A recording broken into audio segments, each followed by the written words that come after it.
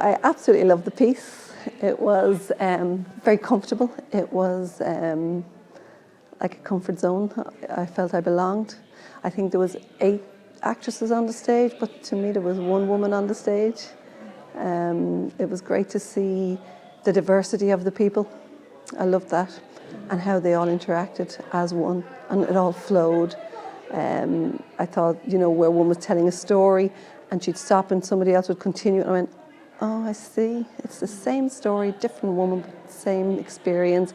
And then when they fell down, it's called falling, and there was a lot of falling in it.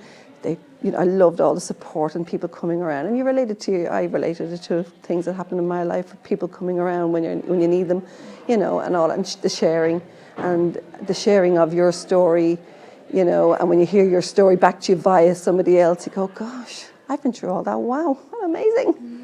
We're all amazing. So it was brilliant, and congratulations to everybody. Fabulous.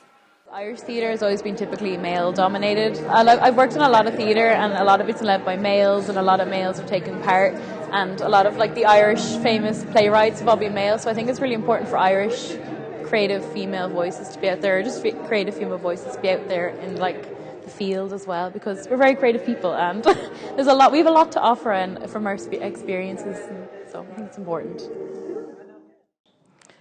I mean, if you look at how the theatre or any stage where women are not, you can see that the stories are one-dimensional, because women are able to see so many strands at one go. Like even the way we talk, we can join A to Q to Z to P and back to A and loop again and still get each other. So when we are telling stories, even when we are interacting or when we are sorting out problems, we see all those things at once. So our stories obviously are going to be more interesting, more complex, have more depth, and I would say touch more people further than just being entertainment. I never thought that an all-female play or collective or any kind of art piece was necessary until tonight, because when they were all on stage together, you actually felt like a feeling of solidarity, like true, not emotion, but like feeling, yeah, like they're all giving off the same energy at the same time. And I've never really experienced that in any other kind of art pieces or plays or anything like that. And the different age groups as well, which you don't think you'd expect, but when you're there in the moment, you're like, it's crazy. There were lots of parts that I felt really drawn to, actually. When I was sitting in the audience, I wanted to just constantly come down and just talk to her. I felt like there's so much to say, and the vividness of the play, of her ideas, the arc, the switching of characters, the switching, like when she was turning her accent into a Spanish one, and you felt like I'm somewhere else, and I felt like I actually was in Buenos Aires, which is a place I would always love to go. You know, it felt like, yes, this is a world I can relate to. She is explaining there.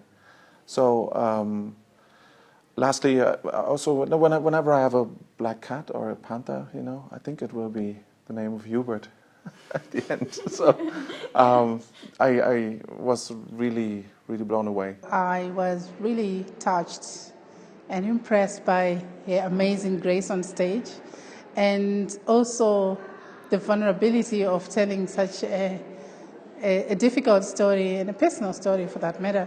I found that her story showed that whole idea of being a princess and growing up to be perfect.